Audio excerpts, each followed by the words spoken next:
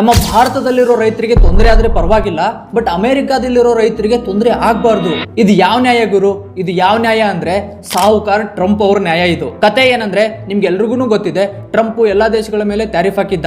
ಅದೇ ರೀತಿ ನಮ್ಮ ಭಾರತದ ಮೇಲೂ ಕೂಡ 50% ಟ್ಯಾರಿಫ್ ಹಾಕಿದ್ದಾನೆ. ನಾವೆಲ್ಲನೂ ಕೂಡ ಲಾಸ್ಟ್ 1 ವರ್ಷದಿಂದ ಕೇಳ್ತಾ ಬರ್ತಿದೀವಿ, ಭಾರತ ಹಾಗೂ US ಮಧ್ಯೆ ಟ್ರೇಡ್ ಡೀಲ್ ಆಗುತ್ತೆ, ಇದರಿಂದ ಏನು 50% ಟ್ಯಾರಿಫ್ ಹಾಕಿದ್ದಾನಲ್ವಾ ಟ್ರಂಪ್ ನಮ್ಮ ಮೇಲೆ, ಅದು ಕಡಿಮೆ ಆಗುತ್ತೆ, ಇದರಿಂದ ನಮ್ಮ ಭಾರತದಿಂದ ಎಕ್ಸ್ಪೋರ್ಟ್ ಮಾಡೋ ಎಕ್ಸ್ಪೋರ್ಟರ್ಸ್ಗೆ ಹೆಲ್ಪ್ ಆಗುತ್ತೆ ಅಂತ ತುಂಬಾ ದಿನದಿಂದ ನಾವು ಕೇಳ್ತಾ ಬಂದಿದ್ದೀವಿ. ಬಟ್ ಇನ್ನೂ ಆದ್ರೂ ಕೂಡ ನಮ್ಮ ಭಾರತ ಹಾಗೂ US ಮಧ್ಯೆ ಒಂದು ಟ್ರೇಡ್ ಡೀಲ್ ಆಗಿಲ್ಲ. ಯಾಕಂದ್ರೆ ಟ್ರೇಡ್ ಡೀಲ್ ಆಗ್ಬೇಕಂದ್ರೆ ಎರಡು ಪಾರ್ಟಿಗಳು ಒಪ್ಕೋಬೇಕು. ಎರಡು ಪಾರ್ಟಿಗಳು ಯಾರಿಲ್ಲಿ? ಒಂದು ನಮ್ಮ ಭಾರತ, ಇನ್ನೊಂದು ಅಮೆರಿಕ.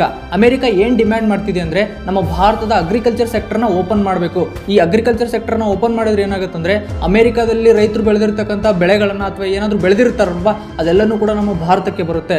ಭಾರತಕ್ಕೆ ಬಂದ್ರೆ ಅವೆಲ್ಲ ಚೀಪ್ ಆಗಿ ಸಿಗ್ತವೆ. ಚೀಪ್ ಆಗಿರೋದ್ರಿಂದ ನಮ್ಮ ಭಾರತದಲ್ಲಿ ರೈತರು ಬೆಳೆದಿರ್ತಕ್ಕಂಥ ಬೆಳೆ ಆಗಿರ್ಬೋದು, ಹಾಲಾಗಿರ್ಬೋದು, ಇದಕ್ಕೆಲ್ಲನೂ ಜಾಸ್ತಿ ಬೆಲೆ ಇರೋದ್ರಿಂದ ಜನ ಎಲ್ಲರೂ ಅಮೆರಿಕ ಗೂಡ್ಸ್ ನ ಪರ್ಚೇಸ್ ಮಾಡ್ತಾರೆ. ಇದರಿಂದ ನಮ್ಮ ರೈತರಿಗೆ ತೊಂದರೆ ಆಗುತ್ತೆ ಅನ್ನೋ ಕಾರಣಕ್ಕೆ ನಾವು ಅಗ್ರಿಕಲ್ಚರ್ ಸೆಕ್ಟರ್ ನ ಓಪನ್ ಮಾಡೋಕೆ ರೆಡಿ ಇಲ್ಲ. ಇದೇ ಒಂದು ಕಾರಣಕ್ಕೆ ನಮ್ಮ ಭಾರತ ಹಾಗೂ US ಮಧ್ಯೆ ಟ್ರೇಡ್ ಡೀಲ್ ಆಗಿರಲಿಲ್ಲ. ಬಟ್ ಈಗ ಏನಾಗಿದೆ ಅಂದ್ರೆ ರೀಸೆಂಟ್ ಆಗಿ ನಮ್ಮ ಭಾರತನೂ ಕೂಡ US ಇಂದ ಬರೋ ಬೇಳೆಕಾಳುಗಳ ಮೇಲೆ 30% ಟ್ಯಾರಿಫ್ ಹಾಕಿದೆ. ಇದರಿಂದ US ಏನ್ ಹೇಳ್ತಿದೆ ಅಂದ್ರೆ ಇದು ಅನ್ಫೇರ್, ಇದು ಸರಿಯಲ್ಲ ಅಂತ ಹೇಳ್ತಿದೆ. ಈಗ ನೀವೇ ಯೋಚನೆ ಮಾಡಿ, ನಮ್ಮ ಭಾರತದ ಮೇಲೆ 50% ಟ್ಯಾರಿಫ್ ಹಾಕಿರೋದು ಸರಿನಾ? ನಮ್ಮ ಭಾರತದಲ್ಲಿರೋ ಎಕ್ಸ್ಪೋರ್ಟರ್ ತೊಂದರೆ ಆಗ್ತಿದೆ ತಾನೆ? ನಾವು US ಮೇಲೆ 30% ಟ್ಯಾರಿಫ್ ಹಾಕಿದ ತಕ್ಷಣನೇ ಅದು ಬೇಳೆಕಾಳುಗಳ ಮೇಲೆ ಅಷ್ಟೇನೆ, ಅದಕ್ಕೆ 30% ಟ್ಯಾರಿಫ್ ಹಾಕಿದ ತಕ್ಷಣ ಅದು ಅನ್ಫೇರ್ ಆಗುತ್ತೆ. ನಮ್ಮ ಮೇಲೆ 50% ಹಾಕಿದ್ರು ಕೂಡ ನಾವು ಸುಮ್ಮನೆ ಇರ್ಬೇಕಂತೆ. ಇದು ಯಾವ ರೀತಿ ಡಬಲ್ ಸ್ಟ್ಯಾಂಡರ್ಡ್ ತಾನೆ?